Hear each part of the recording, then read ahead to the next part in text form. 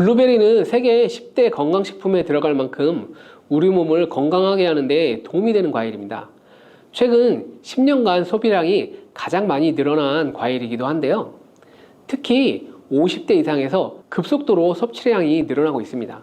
이렇게 섭취량이 급속도로 올라가고 있는 이유는 블루베리가 먹기에도 편하고 건강에도 좋다고 알려지고 있기 때문인데요. 냉동 블루베리의 판매량도 함께 증가하고 있습니다. 냉동 블루베리를 씻지 않고 그냥 드시는 분들이 많아지고 있는데요. 누구는 그냥 먹어도 된다. 어떤 사람은 반드시 씻어서 먹어야 된다. 의견이 분분합니다. 영상을 통해 블루베리를 먹는 방법과 블루베리의 효능, 함께 먹으면 안 되는 음식과 함께 먹으면 좋은 음식까지 블루베리에 대한 모든 것 알려드릴게요. 먼저 냉동 블루베리 씻어도 되느냐, 그냥 먹어도 되느냐 완벽하게 정리해 드리겠습니다. 결론부터 말하자면 씻어서 드시는 것이 안전하다입니다. 먼저 냉동 블루베리를 구입하셨다면 식품의 유형을 확인하시기 바랍니다. 식품의 유형에 과체 가공품이라고 적혀 있다면 씻어서 냉동한 블루베리이기 때문에 그냥 드셔도 되긴 합니다. 그런데 식품 유형에 농산물이라고 표기되어 있다면 이것은 씻지 않고 냉동되어 유통된 블루베리이기 때문에 반드시 씻어서 드시는 것이 좋습니다. 그런데 간혹 식품의 유형이 표기되어 있지 않은 제품들도 있는데요.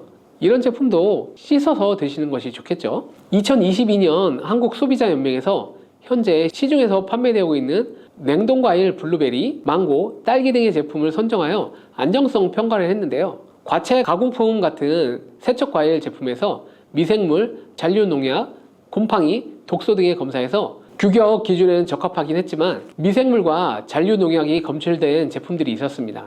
이 자료를 바탕으로 한다면 냉동 블루베리 제품도 이미 씻어서 유통이 되고 있다고 할지라도 한번 씻어서 드시는 것이 좋겠습니다. 블루베리를 씻는 방법은 흐르는 물에 30초 정도만 씻어주면 되는데요. 깨끗이 씻는다고 블루베리를 물에 오래 담가두거나 흐르는 물에서도 오래 씻으면 안 됩니다. 블루베리에 함유된 안토시아닌 성분은 수용성 성분이기 때문에 영양소가 다 빠져나가 버릴 수 있기 때문입니다. 잔류 농약 또한 수용성이기 때문에 흐르는 물에 30초 정도만 씻어도 충분하니 걱정하지 말고 드셔도 됩니다. 블루베리는 특별히 생과일보다 냉동 블루베리가 안토시아닌의 함량이 높아집니다. 시드니의 뉴사우스 웨일스 대학의 연구진이 블루베리의 건조, 냉장, 냉동했을 때의 핵심 영양소가 어떻게 변화되는지 실험을 했는데요. 안토시아닌의 함량이 블루베리 1g당 생과일 때 7.2mg이었는데 냉장 보관하여 2주가 지났을 때 5.7mg으로 줄었고 건조했을 때는 4.3mg으로 더욱 줄었습니다.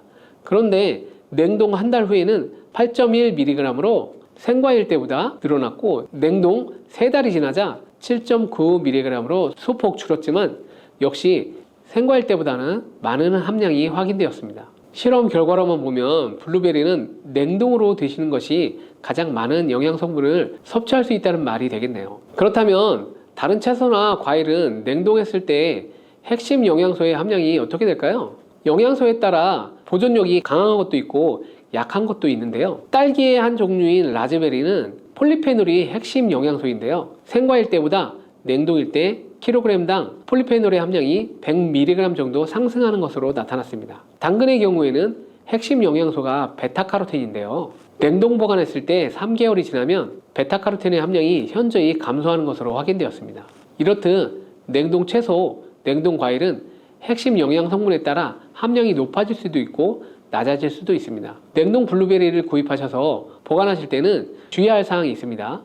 판매되는 냉동 블루베리는 대량으로 포장되어 있는데요. 한 번에 드실 수 없는 양이죠. 냉동 블루베리는 해동해서 드시게 되면 녹으면서 안토시아닌까지 함께 녹아나오기 때문에 냉동실에서 꺼내 바로 드시는 것이 좋습니다. 혹시나 해동이 되었다면 다시 냉동해서 드시면 안 됩니다. 해동이 되면서 미생물이 증식을 하게 되며 그 상태로 냉동을 하게 되면 미생물까지 함께 냉동이 되고 그것을 드시게 되면 복통, 설사를 유발할 수 있습니다. 이제 블루베리의 효능에 대해 알아보겠습니다. 블루베리의 핵심 영양소인 안토시아닌은 폴리페놀의 일종으로 식물에 많이 함유된 청자색을 띠는 성분인데요. 블루베리의 색깔이 짙은 보라색을 띠는 것이 바로 안토시아닌 때문입니다. 안토시아닌의 과일별 함량에서는 빌베리, 블루베리가 가장 높은 함량을 가지고 있는 것으로 알려져 있는데요. 안토시아닌 함량이 높고 좋은 빌베리, 블루베리일수록 드셨을 때 입안에 보랏빛으로 착색이 심하게 되는 경우가 많아요.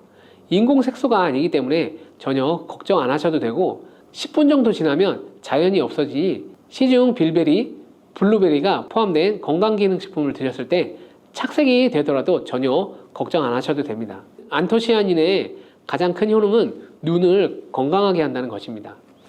안토시아닌은 로둑신의 제합성을 촉진하여 시력을 보호하고 백내장, 안구건조증, 망막염 등의 눈 질환을 예방합니다. 눈의 피로와 노화를 방지하며 초기 근시도 예방하는 것으로 알려져 있습니다. 또한 강력한 항산화 물질인 안토시아닌은 체내의 활성산소를 제거하여 세포의 노화를 방지해 주는데 뇌세포의 노화까지 예방을 합니다.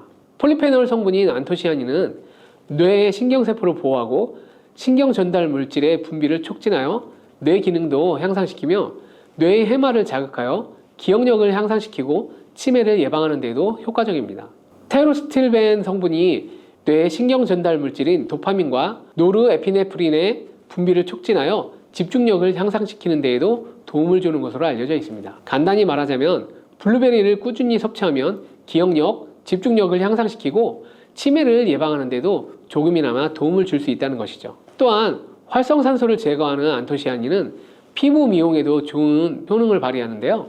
피부 노화를 방지할 뿐 아니라 염증을 제거하고 억제하는 효과도 있어 여드름 피부를 개선하는 데에도 도움이 됩니다. 또한 비타민과 미네랄이 풍부하여 피부를 건강하게 유지하고 풍부한 안토시아닌과 비타민C는 피부의 수분을 유지하는 데 도움을 주어 주름을 예방하고 피부톤을 밝게 하는 데에도 도움을 줍니다. 그리고 풍부한 식이섬유는 장의 운동을 촉진시켜주고 장내의 노폐물을 흡착하고 배출시켜 피부 트러블을 개선하는 효과도 있습니다. 나이가 들면서 머리숱도 많이 줄어들게 되어 탈모를 걱정하는 분들도 늘어나는데요. 블루베리는 탈모 예방에도 효과적입니다. 블루베리의 안토시아닌은 튼튼한 모발이 자라날 수 있도록 모낭세포를 자극해주고 두피세포의 노화를 예방하여 탈모를 예방하게 되는 것이죠.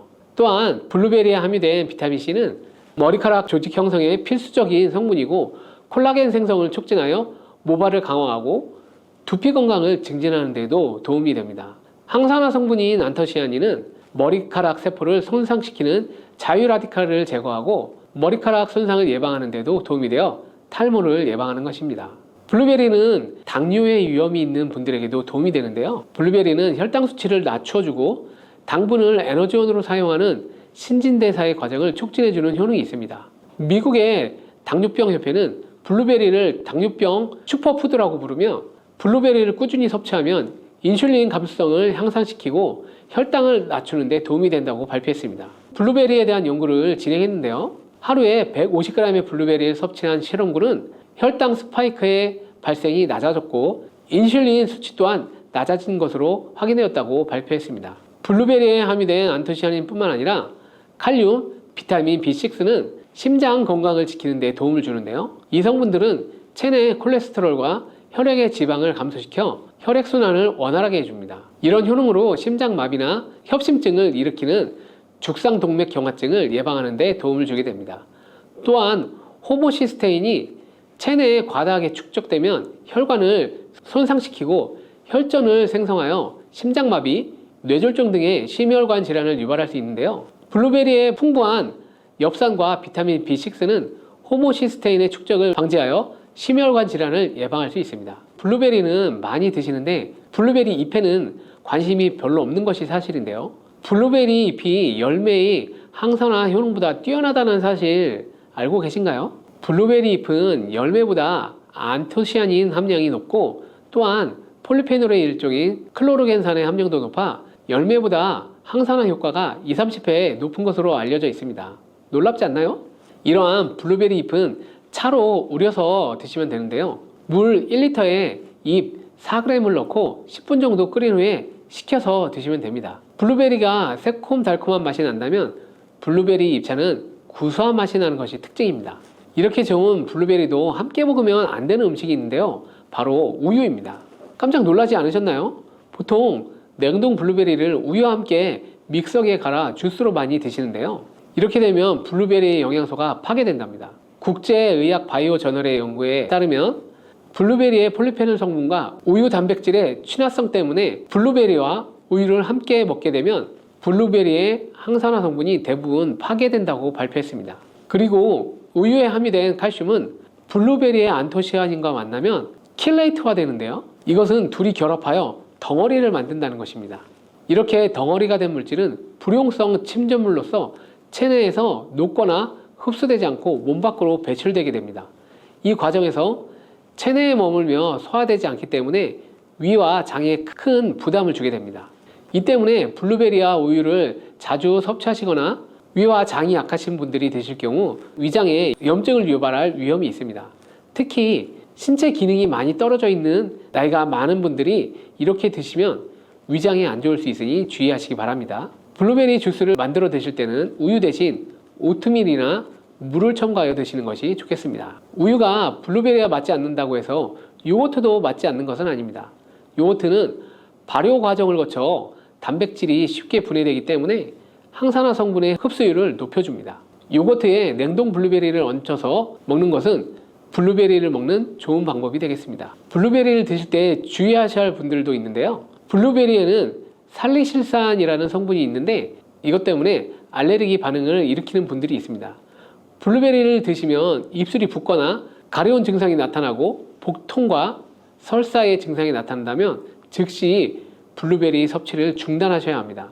그리고 블루베리에는 혈액을 묽게 만드는 비타민 K가 풍부하게 함유되어 있는데요. 심장 질환이나 뇌혈관 질환 등으로 이미 아스피린과 같은 혈전 용해제를 복용하고 계신 분들이 블루베리를 과잉 섭취하게 되면 문제가 발생할 수 있으니 섭취를 주의하셔야 합니다. 또한 사람에 따라서 블루베리가 일시적으로 혈당을 낮추는 효과가 있기 때문에 당뇨가 있는 분들이 블루베리를 과잉 섭취할 경우 저혈당 증세도 나타날 수 있습니다. 어떤 음식이든 각자 자신의 체질에 맞게 드시는 것이 가장 좋겠습니다. 갈증이 날 때 시원한 오이 하나 드시면 갈증이 싹 사라지는 경험 해보셨나요? 그런 오이가 건강에도 좋다는 사실 혹시 알고 계신가요? 그리고 오이를 잘만 먹으면 당뇨, 고혈압, 치매 같은 심혈관 질환을 예방하는데 아주 좋다는 사실 혹시 모르셨죠? 이런 오이도 함께 먹는 음식에 따라 오히려 건강을 해치는 독이 될 수도 있습니다. 오이의 효능과 함께 먹으면 독이 되는 음식, 그리고 함께 먹으면 보약이 되는 음식에는 어떤 것이 있는지 모두 알려드릴게요. 우리 식탁에 반찬으로 많이 올라오는 오이지만 함께 드시면 오히려 해가 되거나 영양 성분을 제대로 흡수하지 못하게 하는 그런 음식들이 있습니다. 첫 번째는 바로 당근입니다. 당근과 오이를 함께 먹으면 안 된다고 하니 놀라셨나요? 오이와 당근은 김밥에 항상 같이 넣기도 하고 다른 반찬에 같이 조리할 때도 많은데요. 하지만 오이와 당근을 함께 드시면 좋은 영양소를 흡수하지 못하게 됩니다. 오이의 95%는 수분이고 나머지 5%에는 다양한 비타민과 식이섬유, 무기질 등이 함유되어 있는데요. 오이 한 개에 함유되어 있는 비타민 C의 양은 하루 권장 섭취량의 15%로 많은 양이 들어 있습니다. 비타민 C는 대표적인 항산화 물질로 활성산소를 제거하여 노화를 막아주고 피로 회복과 면역력을 높여주는데 탁월한 효능을 발휘하는 성분입니다. 이뿐만 아니라 콜라겐의 생성을 돕고 피부를 맑게 만드는데 도움을 주는 성분도 있는데요. 혹시 짐작이 가시나요? 그것은 바로 오이 껍질에 있는 엽록소예요. 그런데 이렇게 좋은 오이 속의 비타민 C를 당근과 함께 드시면 하나도 몸에 흡수할 수가 없습니다. 당근에 들어있는 아스코르비나아제라는 효소가 비타민 C를 파괴하기 때문인데요. 다만 한 가지 방법이 있긴 해요. 따로 먹는 것이 최선이지만 오이와 당근을 꼭 함께 드셔야만 하는 그런 상황이라면 이 방법을 사용하시면 좋습니다. 당근을 약한 열에 살짝 볶아주시거나 레몬즙을 조금 뿌려서 드시면 되는데요. 당근의 아스코르비나아제라는 효소가 열과 산성에 약하기 때문이에요. 한 가지 기억하실 것은 오이의 비타민은 껍질 부분에 가장 많이 들어있기 때문에 반드시 껍질까지 함께 드시기 바랍니다. 두 번째로 오이와 함께 드시면 안 되는 음식은 바로 바나나예요. 수분이 많은 대신 칼로리가 낮은 오이, 그리고 풍부한 식이섬유로 포만감을 높이는 데 도움이 되는 바나나는 다이어트 식품으로 요즘 인기가 많아지고 있는데, 많은 분들이 오이와 바나나를 함께 드시는데, 당근과 마찬가지로 바나나는 오이와 함께 드시면 문제가 생깁니다. 오이에는 그 심장과 혈관 건강에 좋은 영양소가 풍부하게 함유되어 있는데, 그 소금, 나트륨을 드시면 고혈압이 발생할 위험이 높아지고 혈관 건강에 나쁘다는 사실은 알고 계시죠.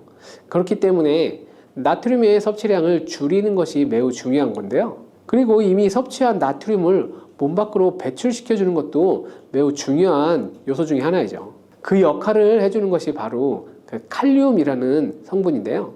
오이에는 다양한 영양소뿐 아니라 칼륨도 많이 들어 있습니다. 오이의 풍부한 칼륨이 혈관을 확장시켜주고 나트륨뿐만 아니라 노폐물까지 원활하게 잘 배출시켜주는 역할을 해줍니다.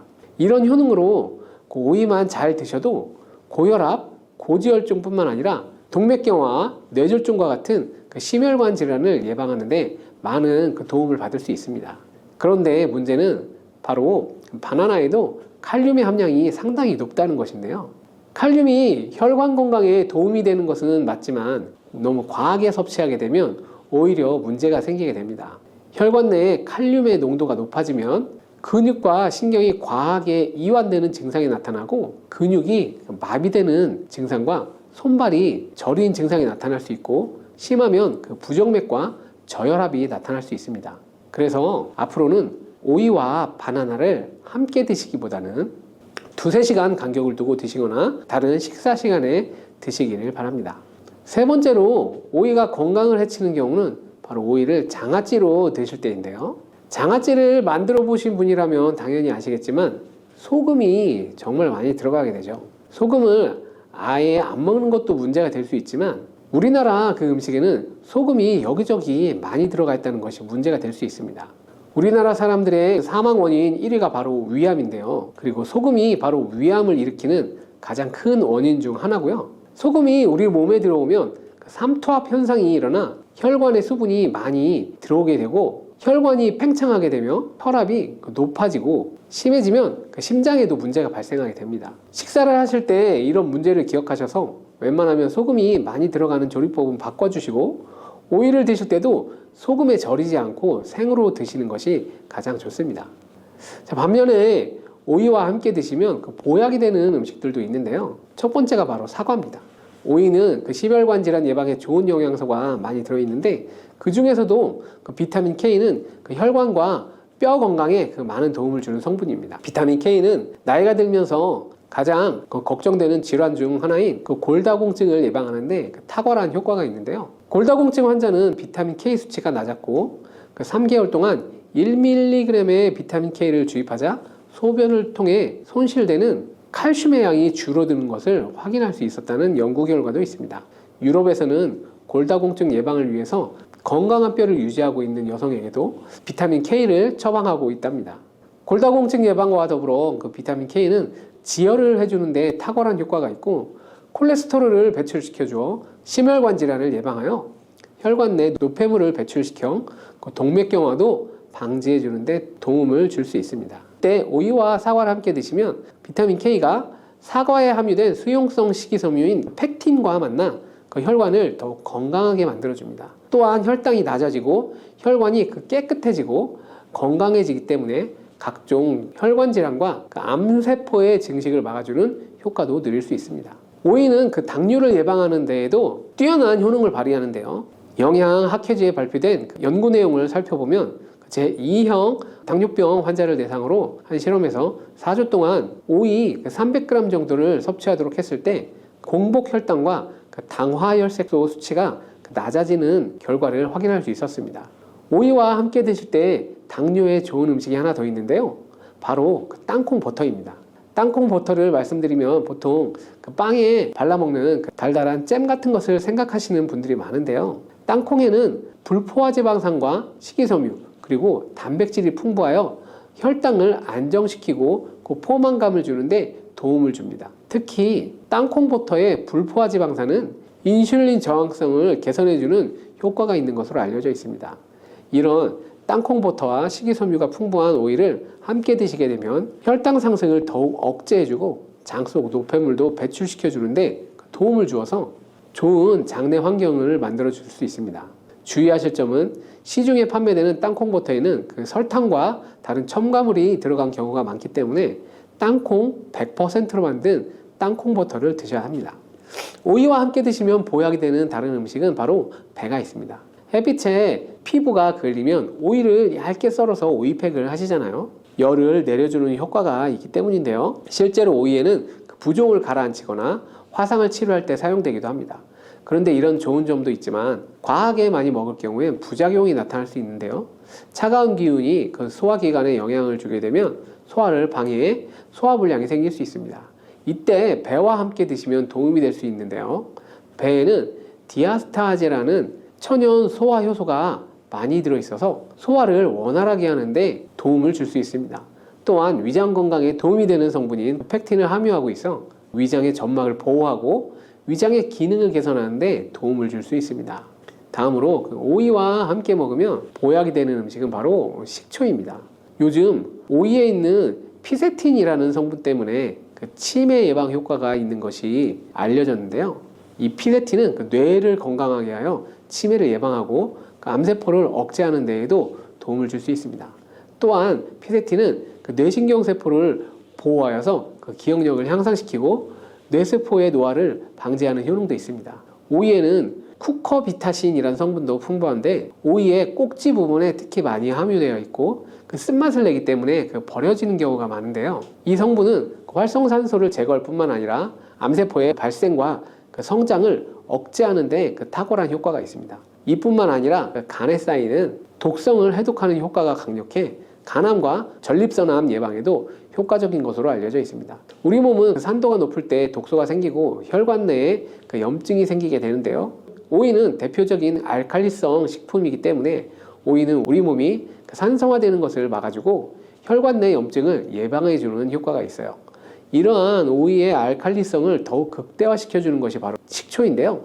식초는 오이의 비타민C가 우리 몸에 흡수될 수 있도록 도와줄 뿐만 아니라 산성화된 혈관을 중화시켜 건강한 상태로 유지하는 데 도움을 주게 됩니다. 또한 오이의 찬 성질은 식초와 함께 드시면 식초의 따뜻한 성질이 균형을 맞춰주어서 부담 없이 드실 수 있습니다. 그리고 식초와 오이를 함께 드시면 내장 지방을 분해해 배출하여 다이어트 하는 데에도 많은 도움을 받을 수 있습니다. 오이는 낮은 칼로리와 높은 소분 함량으로 인해서 오이를 먹었을 때 얻은 칼로리보다 소화시키는 데 더 많은 칼로리가 소모되어서 이런 이유로 오이는 마이너스 칼로리 식품이라는 별명을 갖고 있기도 합니다. 삼국시대부터 약용으로 작용된 참외는 장수를 기원하는 과일로 여겨져 왔습니다. 동의보감에도 참외는 열을 내리고 황달과 이뇨작용에 뛰어난 효능이 있는 것으로 기록되어 있습니다. 하지만 이런 참외도 잘못 드시면 오히려 건강을 해치는 독이 될 수 있다는 사실 알고 계신가요? 지금부터 참외가 독이 되는 경우와 참외의 효능에는 어떤 것이 있는지, 그리고 참외는 어떻게 무엇과 드시는 것이 우리 몸을 건강하게 하는지 참외에 대한 모든 것 알려드리겠습니다. 여름의 대표적인 과일 중 하나가 참외죠. 하지만 요즘은 하우스 재배가 많아지면서 이른 봄부터도 참외를 즐길 수 있습니다. 계절 과일의 경계가 모호해지고 있는 시대이기도 하죠. 그래도 제철 과일을 먹어야 하는 이유가 있습니다. 참외는 6월에 수확한 것을 먹는 것이 가장 좋다고 합니다. 왜냐하면 6월에 수확한 것이 영양 성분 함량이 높고 품질이 좋다는 연구 결과가 있기 때문인데요. 측정 결과 폴리페놀과 플라보노이드의 함량이 6월에 수확한 경우에 가장 높았고 7월 이후에는 영양 성분의 함량이 급격히 감소했다고 합니다. 그런데 몸에 좋다는 참외도 잘못 드셨다가 오히려 독이 될 수 있는데요. 지금부터 참외가 독이 되는 경우 3가지를 알려드릴게요. 첫 번째는 참외 씨를 먹으면 안 된다는 이야기 들어보셨죠? 이 이야기는 사실 반은 맞고 반은 틀린 이야기입니다. 사실 참외 씨는 건강에 좋은 성분이 풍부하게 들어있습니다. 참외 씨의 하얀 실이 뭉쳐진 부분인 태자에는 비타민 C가 많이 들어있습니다. 비타민 C는 대표적인 항산화 성분으로 면역 기능을 향상시키고 신진대사를 활성화하는 역할을 해주며 참외의 이뇨작용을 촉진해 주기도 합니다. 특히 태자에는 과육보다 엽산 함량이 매우 높은데요. 엽산은 임산부가 꼭 챙겨 먹어야 하는 영양제로 알려져 있죠. 사실 엽산은 임산부뿐만 아니라 나이가 들어가는 50대 이후에 꼭 챙겨 먹어야 하는 그 필수 영양 성분입니다. 엽산은 세포 성장과 DNA 유전자 합성, 특히 뇌의 신경 전달 물질인 노르아드레날린의 분비를 돕습니다. 이는 태아의 뇌와 척추를 형성하는데 매우 중요한 작용이죠. 엽산이 부족하면 어지럼증, 현기증 등의 증상이 심해지고 방치하면 우울증의 원인이 될 수 있습니다. 이런 엽산이 부족해도 문제지만 과잉 섭취할 때 다른 문제를 일으킬 수 있는데요. 특히 그 신장이 약한 분들은 조심해야 합니다. 나이가 들면서 당뇨와 고혈압 같은 대사증후군이 신장을 약하게 만드는데 엽산이 신장에 부담을 줄 수 있습니다. 또한 참외에 많은 칼륨이 신장에 무리를 줄 수 있는데요. 따라서 신장이 약한 분들은 참외 씨를 드시면 건강을 해치는 독이 될 수 있는 것이죠. 두 번째, 참외가 독이 되는 경우는 꽃게, 대게, 킹크랩 같은 갑각류와 함께 드실 때입니다. 이런 갑각류와 참외를 함께 드시면 식중독에 걸리기 쉬워지는데요.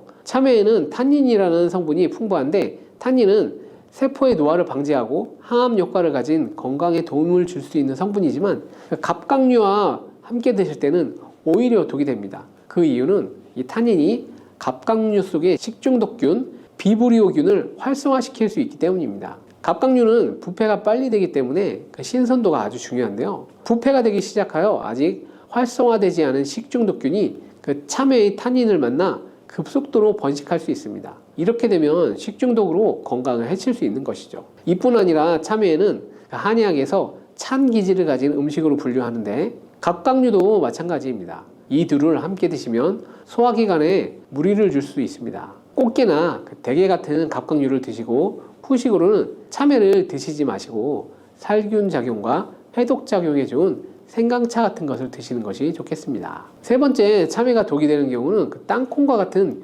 견과류와 함께 드실 때입니다. 참외를 견과류와 함께 드시게 되면 복통과 위경련을 일으킬 수 있고 심하면 어지러움증을 유발할 수 있어 섭취에 주의하셔야 합니다. 날이 더워지면서 차갑고 그 수분 함량이 많은 음식을 많이 드시게 되는데 이때 참외와 견과류, 특히 땅콩을 함께 드시는 것을 피해야 합니다. 그 이유는 땅콩은 절반 이상이 지방으로 이루어진 고지방 식품으로 그 지방의 90% 정도가 뇌 건강에 좋은 불포화 지방산이지만 차가운 음식과 함께 먹으면 오히려 해가 될 수 있습니다. 기름진 음식을 식히면 표면에 굳은 기름기가 뜨게 되죠. 이 현상이 우리 위 속에서도 똑같이 일어나는데요. 땅콩의 기름기가 그 차가운 성질의 참외와 만나면 기름기가 뜨게 되고 위는 소화를 돕기 위해 더 많은 위산을 분비하고 그로 인해 위벽에 무리를 주게 됩니다. 따라서 땅콩처럼 기름기가 많은 음식은 차가운 성질의 그 참외와 함께 먹기보다는 따뜻한 성질의 음식과 함께 드시는 것이 좋겠습니다. 참외씨에도 기름을 짤 수 있을 만큼 기름 성분이 많아 소화기관이 약하신 분들이 참외를 씨까지 드시게 되면 소화불량과 복통을 일으킬 수 있으니 주의하시기 바랍니다. 여름, 특히 6월이 제철인 참외는 건강에 정말 좋은 효능들이 있는데요. 첫 번째로 혈관을 건강하게 하는 효능이 있습니다. 참외에는 플라보노이드라는 성분이 풍부하여 혈관 내 콜레스테롤의 수치를 낮추고 혈액순환을 원활하게 도와줍니다. 이런 효능은 고혈압, 동맥경화 같은 혈관 질환을 예방하는데 아주 효과적입니다. 또한 참외에 가바라는 성분은 혈압을 낮추고 혈전이 생성되는 것을 막아주는 효과를 나타냅니다. 두 번째로 피부 미용에 탁월한 효능이 있습니다. 참외에는 피부 미용에 좋은 비타민 C가 풍부하게 함유되어 있어 피부를 보호하고 환하게 해주며 주근깨 제거 등 깨끗한 피부를 유지하는 데 탁월한 효능을 발휘합니다. 또한 참외에 함유된 그 플라보노이드와 비타민 등의 항산화 성분은 활성산소를 제거하여 피부 노화를 방지하고 주름 개선에도 효과적입니다. 세 번째, 참외는 면역력을 강화시켜줍니다. 베타카로틴, 엽산, 칼륨, 철분, 아연, 비타민 등의 성분들이 풍부하게 함유되어 있어 체내의 면역 체계를 개선하는 데 도움을 주게 됩니다. 특히 참외에 함유된 그 베타카로틴은 체내에서 비타민 A로 변환되어 면역 체계를 높이는 데 도움이 되며 참외 껍질에는 과육보다 면역 성분과 생리활성 물질이 5배나 많다고 합니다. 네 번째로 참외는 간 건강에 도움을 주는데요. 쿠크로비타신이라는 성분이 풍부하게 함유되어 있는데 이 성분은 해독작용이 뛰어나 간 기능을 강화해주고 간에 무리가 되어 황달이 왔을 때 그 증상을 완화시켜 줄 수 있습니다. 풍부한 비타민은 그 피로 회복에 도움을 주며 베타카로틴과의 상생작용으로 세포 손상을 방지하고 간 기능 강화에 도움을 준답니다. 다섯 번째로 장을 건강하게 해주는데요. 참외의 풍부한 식이섬유는 장 운동을 촉진하고 배변 활동을 도와 장내 노폐물을 배출시켜주고 변비도 예방해줄 수 있습니다. 풍부한 식이섬유는 포만감을 유지해줘 다이어트에도 도움을 주고 다이어트 식품으로도 요즘 주목되고 있습니다. 여섯 번째, 참외는 항암 효과도 탁월한 음식인데요. 쿠크로비타신이란 성분이 풍부하다고 했는데 이 성분은 참외가 해충으로부터 자신을 보호하기 위해서 생성되는 성분으로 암세포를 억제하는 효능이 연구 결과 밝혀지고 있는데요. 특히 유방암과 간암 예방에 효과적인 것으로 나타났습니다. 일곱 번째, 참외는 임산부의 건강에 도움을 주는데요. 참외의 풍부한 엽산은 태아의 신경계 발달에 중요한 역할을 하고 임신 초기 태아의 신경관 결손을 예방하는 데 도움을 주게 됩니다. 비타민 C는 철분의 흡수를 도와 임신 중 빈혈을 예방하는 데 효과적이고 임산부의 면역력을 강화하는 데도 도움이 됩니다. 그렇다면 참외를 어떻게 먹어야 우리 몸에 보약이 될까요? 첫 번째로는 그 식초와 함께 먹을 때입니다. 최근 참외 피클과 참외 초무침이 인기를 끌고 있는데요. 새콤한 식초와 참외의 달콤한 맛이 어우러져 식욕을 돋우며 맛도 좋을 뿐만 아니라 해독과 비타민 충전에 놀라운 효능을 발휘합니다. 앞에서 알려드린 참외의 효능을 극대화시켜주는 것이 바로 식초입니다. 식초는 참외의 비타민 활성도를 2배 이상 끌어올려주고 피부와 장기에 빠르게 흡수될 수 있도록 흡수율을 높여줍니다. 두 번째는 된장과 함께 먹을 때 참외는 보약이 됩니다. 참외를 된장에 묻혀 장아찌로 드시거나 참외 된장 무침으로 드실 수 있습니다. 참외가 간 건강에 좋다고 알려드렸잖아요. 콩으로 만든 된장과 함께 드실 때 이 효능이 극대화가 됩니다. 콩에 사포닌 성분이 간 건강에 도움을 주는 것인데요.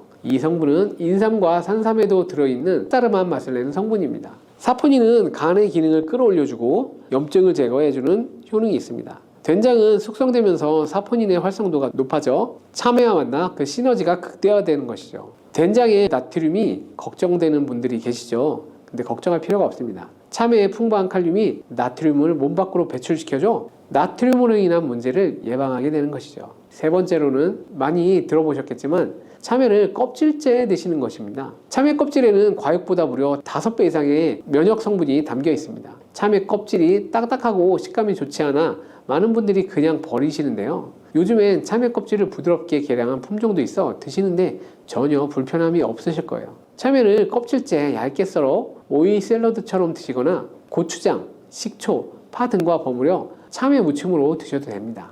향긋하고 맛있는 나물 중 하나인 참나물 좋아하시는 분들 많으시죠? 그 특유의 향이 짙고 고소한 맛이 나는데요. 참나물은 우리 몸에 정말 좋은 다양한 효능을 가지고 있는 잎채소라는 것 알고 계셨나요? 특히 중년, 노년에게 꼭 필요한 영양성분들이 가득하다는데요. 참나물이 우리 몸에 어떤 효능이 있고 도움을 주는지, 그리고 어떻게 섭취하면 좋은지, 또 참나물과 비슷하게 생겨 헷갈렸던 식물까지 모두 자세히 알려드릴게요. 한국에서만 참나물을 먹는다고 생각하시는 분들 있으신데요. 외국에서도 참나물을 먹을까요?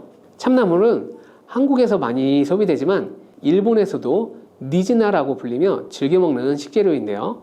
일본에서는 주로 샐러드나 나물 요리로 활용되고 그 외에도 유럽이나 미국에서는 허브나 샐러드 재료로 활용되는 경우가 있으며 최근에는 건강식 붐이 일고 참나물의 효능이 알려지면서 점점 더 많은 나라에서 관심을 가지기 시작했답니다. 세계인이 좋아하는 참나물은 그 맛과 향이 참 독특한데요. 영양소도 풍부해서 건강에 많은 도움을 주는 효능이 있습니다. 어떤 효능이 있는지 참나물의 효능에 대해 지금 바로 알려드릴게요.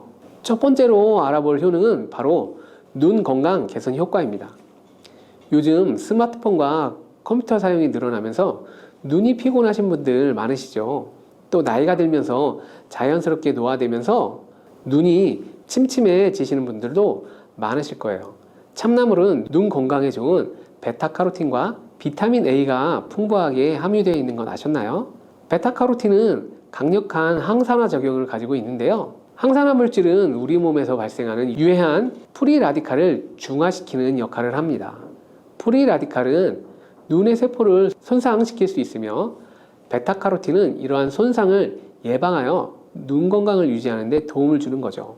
또 베타카로틴은 체내에서 비타민 A로 전환되어서 눈의 피로를 줄이고 시력을 회복하는데 중요한 역할을 해줍니다. 비타민 A는 망막에서 빛을 감지하는 데 필요한 로놉신이라는 단백질의 중요한 구성 요소인데요. 이 로놉신은 어두운 환경에서도 시각을 유지하는 데 도움을 준답니다. 황반변성이라고 들어보신 분 계신가요? 황반변성은 노화로 인해 눈의 황반부가 손상되는 질환을 말하는데요. 여기서 황반부가 뭐냐면 망막의 중심부를 말하는데요. 다시 말해 황반변성은 망막의 중심부가 손상되는 질환이라는 거죠. 참나물에 풍부한 비타민 A는 황반변성의 진행을 늦추고 예방하는데 도움을 준답니다. 뿐만 아니라 참나물에는 루테인과 지아잔틴도 들어있는데요. 혹시 유튜브 시청을 자주 하거나 디지털 기기를 너무 자주 사용하시는 분들은 예전에 비해 눈이 뻑뻑하고 눈이 안 좋아진다고 느껴지진 않으신가요? 현대인들은 너무 잦은 디지털 기기 사용으로 인해서 청광색에 노출되는 시간이 증가하면서 눈 건강에 대한 걱정이 커지고 있는데요. 참나물에 함유된 루테인과 제아잔틴은 청색광을 차단하거나 흡수하여 눈을 보호하는 역할을 한답니다. 그래서 안구 건조증이나 백내장, 야맹증 예방에 효능이 아주 좋은데요. 참나물의 효능 참 놀랍지 않나요? 참나물의 두 번째 효능은 바로 해독 작용입니다. 요즘 미세먼지, 환경오염, 가공식품 등으로 인해 우리 몸에 유해 물질이 쌓이기 아주 쉬운데요. 참나물은 체내의 독소를 배출하는 데 도움을 주는 성분이 많아서 해독 효과가 뛰어난 채소입니다. 참 놀랍지 않나요? 참나물에는 클로로필이라는 성분이 들어있는데 이 성분은 체내 중금속과 독소를 흡착하여서 배출하는 데 많은 도움을 줍니다. 클로로필은 독소와 중금속을 포함한 다양한 독성 물질을 체내에서 흡착하는 능력이 뛰어난데요. 이러한 독소는 클로로필 분자에 결합하여 체내에서 제거될 수 있는 것이죠. 또한 클로로필은 간 건강에 도움을 줄 수 있다는데 혹시 아셨나요? 간은 체내에서 독소를 제거하는 역할을 해주는 아주 중요한 기관 중 하나인데요. 클로로필은 혈액에 산소를 운반하는 역할을 하며 충분한 산소를 공급하고 또 해독 과정을 촉진시키고 독소의 제거를 도와준답니다. 또한 간의 해독 기능을 도와주는 비타민 C와 플라보노이드 성분도 풍부하다고 하는데요. 간은 우리 몸에서 해독을 담당하는 중요한 기관인데 참나물을 꾸준히 먹으면 이 간 건강을 보호하는 데 도움이 된다는 거죠. 특히 술자리도 많고 기름진 음식도 자주 섭취하시는 분들은 식사하실 때 이 참나물을 함께 드시면 간이 부담을 덜 느끼고 건강을 유지하는 데 도움을 받을 수 있는 것입니다. 세 번째 효능은 혈액순환을 원활하게 하는데 좋다는 거예요. 혈액순환이 잘 되지 않으면 이 손발이 차가워지고 피로가 쉽게 쌓여서 다양한 건강 문제를 유발할 수 있는데요. 참나물에는 철분과 칼륨이 풍부하게 들어있어서 혈액순환을 도와주는 중요한 역할을 해줍니다. 철분은 혈액을 구성하는 중요한 성분이고 또 칼륨은 몸속 나트륨을 배출하여 혈압을 조절하는 데 중요한 역할을 해주는데요. 철분과 칼륨이 고혈압을 예방하고 혈관 건강을 지키는 데도 도움이 되는 것이죠. 또한 참나물에 함유된 비타민 K도 혈액 응고를 돕고 혈관 건강을 유지하는 데 중요한 역할을 하는데요. 이에 관련된 연구 결과가 있습니다. 덴마크의 에디스 코안대학교 영양학 연구소에 니콜라 본도노 박사님 연구팀이 실험을 진행했는데 실험 대상은 중년의 덴마크인으로 약 5만 명이 참가했습니다. 비타민 K와 죽상경화성 심혈관 질환 사이의 연관성을 연구했는데요. 연구 결과 비타민 K1 섭취량이 가장 많은 사람은 섭취량이 가장 적은 사람에 비해 죽상경화성 심혈관 질환 때문에 병원에 입원할 위험이 21%나 감소했고 비타민 K2의 경우에는 14%가 감소했다고 합니다. 특히 말초동맥 질환 위험이 34% 낮아지는 것으로 나타났다니 참으로 놀라운 연구 결과죠.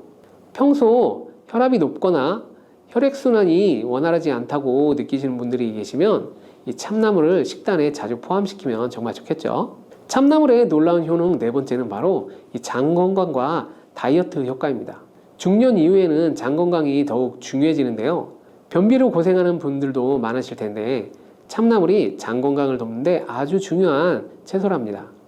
참나물에는 이 식이섬유가 풍부하게 들어있어서 장 운동을 촉진하고 배변 활동을 원활하게 해주는 효과가 있는데요. 특히 수용성 식이섬유가 많아서 장내 유익균을 늘려주고 장 건강을 개선하는 데 도움을 준다고 해요. 참나물을 꾸준히 섭취하면 장이 편안해지고 변비 예방에도 도움을 주는 것이겠죠. 그리고 참나물은 칼로리가 낮고 수분이 많아서 다이어트에도 좋은 식재료인데요. 음식의 양을 줄이고도 포만감을 느낄 수 있어서 식사량 조절이 필요하신 분들에게 도움이 될 수 있습니다. 또한 체내 나트륨을 배출하는 효과가 뛰어나 붓기 완화에도 도움이 된답니다. 체중 때문에 고민이 있거나 다이어트 목표가 있는 분들은 이제부터 참나물 잊지 말고 꼭 드시면 좋겠습니다. 이렇게 건강에 좋은 영양소가 가득한 참나물 어떻게 섭취하는 것이 좋을까요? 이 차로도 우려 마시는 참나물은 사실 생으로 먹을 때 영양적으로 가장 효과적인데요. 참나물은 이 생으로 먹어도 좋고 살짝 데쳐서 나물로 무쳐 먹어도 맛이 정말 좋습니다. 된장이나 간장으로 간을 맞춰 참기름을 살짝 더하면 고소하고 부드러운 맛이 나겠죠. 그리고 참나물을 국이나 볶음 요리에 넣어 먹어도 향긋한 풍미를 즐길 수 있습니다. 하나 주의할 점은 참나물은 너무 오래 가열하게 되면 영양소가 파괴될 수 있기 때문에 살짝 데쳐 먹는 것이 아주 중요합니다. 이렇게 조리하게 되면 맛과 영양을 모두 챙길 수 있는 것 잊지 마세요. 혹시 파드득 나물이라고 참나물과 비슷하게 생긴 나물 보신 적 있으신가요?